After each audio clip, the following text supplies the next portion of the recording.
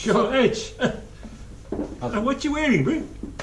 No, bro, I'm also wearing my Leaders jersey. So, no, like everybody else is wearing Leaders jerseys in the tour, so I figured I'm gonna wear a Leaders jersey as well. So, what was this? Did you win this jersey in the tour? No, I didn't win the tour. I just won the first stage. But I figured I'll wear it because I didn't want to actually like win every stage and have the jersey for every day, because that's kind of like greedy. I just won one jersey, so I won the first stage, and then I gave the jersey away for the other age to try and fight over it. I didn't want to be too greedy, man. Well, H, I got a story about my Leaders jersey as well, but you know, we are filming, eh? Oh. How's it, guys? Welcome to the H&T show. We're going to be bringing you another episode of our little cycling show. Hope you guys are going to enjoy it. This is my Leaders jersey, so I'm going to be wearing it tonight. Tell me a little bit more about your Leaders jersey. I didn't know you got one. Yeah, H, I had a Leaders jersey in a tour we did down in Australia many years ago, the Commonwealth Bank Classic.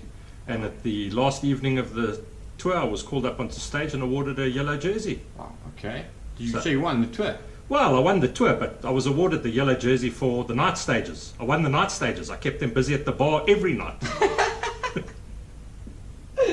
Well, that's a good jersey to win. I mean, if you can keep guys up at the bar all night, you deserve a prize for that. Damn right. All right, guys, we're going to move on now to the educational side of the show tonight. We're going to start off with jerseys. The jerseys are something that are obviously an integral part of the tour, and I want to know when these things were actually introduced. Have they always been around, or was there a point where they were actually introduced into the Tour de France, for example? Good question, H. I think let's start with the yellow jersey. Yes. So we'll concentrate on the yellow jersey tonight. The tour started in 1903. Yellow jersey, some people say, was introduced in 1903. However, others say it was around 1911 that it was introduced. It was introduced because there was one of the sponsors was a magazine newspaper called La Auto, and they were printed on yellow paper.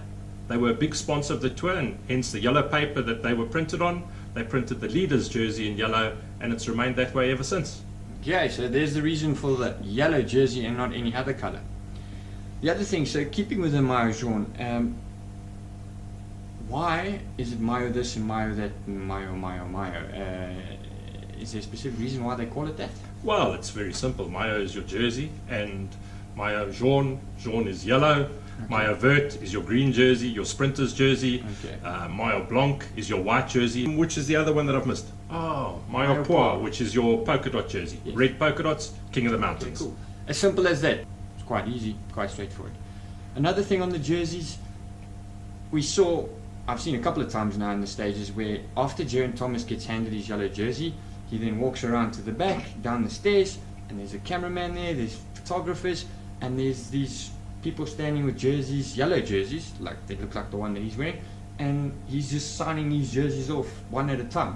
What's the reason for that sort of thing? Well, H, those people that are standing there with their jerseys actually are undercover agents for H&T. So those jerseys that are being signed, look out, eh? We're going to be auctioning them off soon. Eh? The real thing is that every winner who comes off there, yes, there are a number of jerseys that get signed. They get given to the local dignitaries, politicians, sponsors, and any celebs that happen to be following the tour.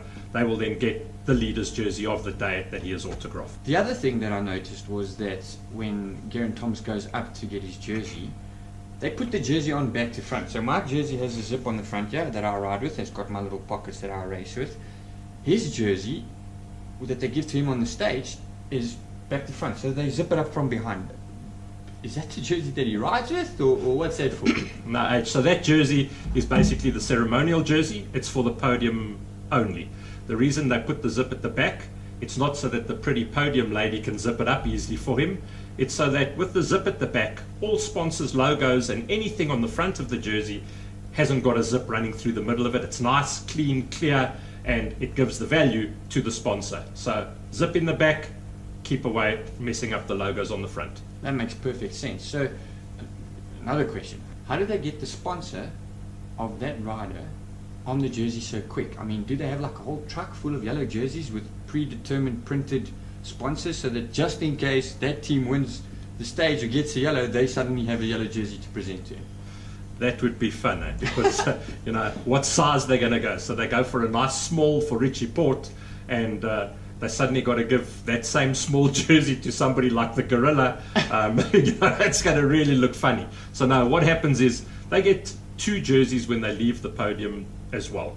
They get the option to choose a long sleeve jersey depending on what the weather conditions are going to be like the next day. Those logos are then ironed onto the shirt at the actual podium ceremony. So those logos will all be handed to whoever's in charge of jerseys up front, and they will be transcribed onto the jersey, so that each guy, when he leaves, his logos are on his jersey. He then chooses which one he's racing with the next day, but he has to have his sponsors' logos on that jersey. Makes perfect sense. The guys need to get the value for the money that they're investing in the team. So, last thing on this whole jersey thing and podium and ceremony stuff, he gets handed this nice little fluffy lion teddy bear. What's the deal behind that? And the guys tend to make quite a bit of noise about that kind of teddy. What's that for? The teddy is also an interesting one. So many years ago, the teddy was the mascot of the bank, Credit Lyonnais. That was their mascot, and they decided, well, every winner, because it was linked to the bank as a sponsor, they were going to give this fluffy little teddy bear. That fluffy little teddy bear is highly sought after. So when a rider wins one of those teddy bears and he's able to hand that, the bus driver of the team bus is the first guy in the queue for those things. And I'll try and get a photo of you when we were at the Tour de France, and I'll show you in the bus where the bus driver now stacks these into the front of the bus. So it's almost like his own trophies. Okay. And obviously, the Sky bus driver over the last couple of years has really been the main man on the scene. He has all these teddies. I don't know if that gets him into places easier than anyone else, but they look for those teddies, and that really is a status symbol to the bus driver as well, that he's got the team who has the teddies and can do the job. Okay, that's fantastic. So we've learned a whole lot about the jerseys, where they originate from, or especially the maillot jaune itself. Also, what's going on with the podium jersey, all of those things. We are now going to move to another educational segment. This one is a musette. So this is a name for something. What is a musette, Tony? A musette H is basically a feed bag. So let me get up around here. I've got one lying around somewhere. That's basically a musette. Now you can see it's a pretty heavy bag. There's a lot of goodies that get put in here. Ideally, what you would find in here, let's unpack it for you and show you. You would find 2 bidons. Remember, bidon, water bottle, one filled with water, one filled with some type of energy drink. So the guys want water, but they don't want the sweet stuff in their mouth all the time either. That'll be for the water, and then a good energy drink. Then we'll have a look, and you'll find something like a rice cake. The guys will ask the chef the night before, you know what, I'd like a toffee flavor or banana flavor, and if their chef is so inclined, he will cater to their needs when it comes to the rice cakes. The guys love eating rice cakes. Other things they can eat are date loaf, they'll eat a bit of fruit cake, anything just to give them a little bit of a boost on the energy side. What you'll find in there as well is you will find H's favorite drink at the moment, boost the sugar levels a little bit. You'll find the guys will put some kind of fizzy drink, not necessarily always a Coke, but I would imagine 9 times out of 10 you will find a Coke in that bag.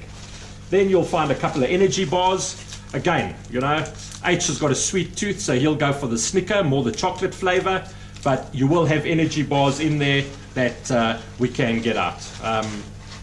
Then as well, towards the end, when the sugar is really dropping and you're really feeling like you need a little bit of a boost, they'll have some kind of a gel in there. Different riders prefer different flavors, but you'll normally have 2 gels in there. Those gels, you see the guys at some of the local races breaking open these gels on the start line. That's a bit of a mistake. You know, all that does is elevate your sugar levels, and the quicker your sugar levels elevate, so the quicker they're going to drop, and they're going to continue to deplete, that you'll be having to pop these gels forever. In a 200k race, you'll be popping them every 20k's.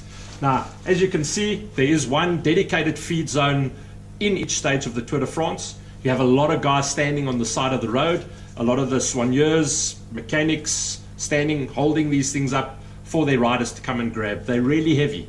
Will you get one of your team leaders going to grab this thing? No, no, no. This thing swings around. It can get caught in the rider next to you. It can cause problems. So H, you coming along the road, T standing there, and you're going to take your musette and show us what happens. And off he goes. He's got it. It's swinging around. He's got it under control. And you see they normally put it over their shoulder. Now the fun starts. Okay, so what we usually used to do when we got the bag, we used to call this our buffet. They fill this bag with as much as they can so that they can satisfy every rider's need in terms of what they want. So what the rider would typically do, and look out for it when they go through a feed zone, if there's some footage, if there's some bikes following them, the rider would then, while he's riding, he'd sit up, open up the bag, shuffle through it, see what he wants. What he doesn't want, so he sees that, doesn't want that, chuck it down to the side of the road. Wants the Coke, most definitely, so he puts that in his pocket. Goes into the pocket, checks his bottle he wants, doesn't want that bottle goes out, gets thrown into the fields. Says energy bar, oh, this is nice, I'll take one of these, goes into his back pocket, nothing else. The musette comes off, the bag's in luggage, and it goes off to the side of the road. So Tony, just a little bit more about this. So the first question I'm assuming a lot of you guys might ask when you see me doing this, throwing it off to the side of the road, throwing it off there, is like, wow, cyclists are a bunch of litterbugs. But Tony's got a reason for why they do that. Well, H, normally what you'll find them when they're throwing those musettes out to the side, the guy might have rummaged through. He won't necessarily throw his rice cake like you did. The chef's going to be highly upset with you. But what he doesn't want, he'll leave in that bag. He'll wrap the holder, the string around it, and he'll turf it. The spectators, a musette, a bidon is worth gold to those people who stand and line the streets. Those guys are standing there for hours on end. They're there from early in the morning, but normally the bidons, the musettes are great collector's items, and I've seen actually guys scrum each other to get their hands on those things. They fight each other for this. For them, this is a prized possession to have, so that's why the guys do that. Also, on the, say, rice cake side or an energy bar side, that now obviously is not as high in demand or as much of a souvenir as what the musette would be. Are they allowed to just do that at any point in time during the race, or not really? So no, H, they actually do have demarcated litter zones. Okay. And that's what the riders try and do. They'll try and tuck that into their back pocket. If they're not going to use it, they'll try to turf it out in one of those demarcated litter zones. But on whole, a cyclist is aware of his surroundings, he's aware of nature, and what he tries to do is he tries to use that litter zone to turf anything out of his pockets. There we've learned a lot about musettes and about how that sort of works within the racing system of things. The next thing is a word or a phrase that we heard on the previous episode. I'm almost nervous to mention it. It's called the Lantern Rouge. A little bit more on that one. H, last night you were going on about the Moulin Rouge. So what I've got here, this is basically an old lantern. Okay, and these were used on the railways. It was used by the guy right on the last coach, and when he pulled into a train station, he would flash it red, waiting for everybody to get on and get off the train. When everybody had done so and there was nobody standing trapped in a door trying to get on or not, he would put a white light and he would show it to the driver in the front of the train.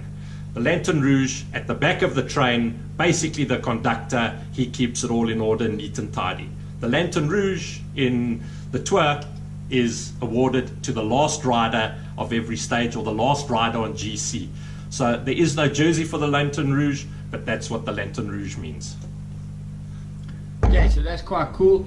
I'm sure there's a few more questions based on that, which we will also cover in terms of education side of things. If you want to be the Lantern Rouge, do you sort of like ride as slow as you possibly can? No, you can't. There's time limits. We will cover that in a later show. Okay, our phrases for tomorrow. We're going to be looking at soigneur. What is a soigneur? What's the function of a soigneur? What does a soigneur do? Is a soigneur something? Okay. The other one we're going to look at is something in cycling terms which we call the gutter or a gutter. What does that phrase mean? I think listen up on tomorrow's during the broadcast, you might actually hear the term or the phrase a gutter. I think there is chance tomorrow that we could hear the term a gutter coming into play. I'm not going to tell you when it'll come into play, but just listen out for the gutter. So watch the stage, see when we might see something like a gutter, and then we'll unpack it, we'll discuss it, and we'll break it down and give you a little bit more info on exactly what that means.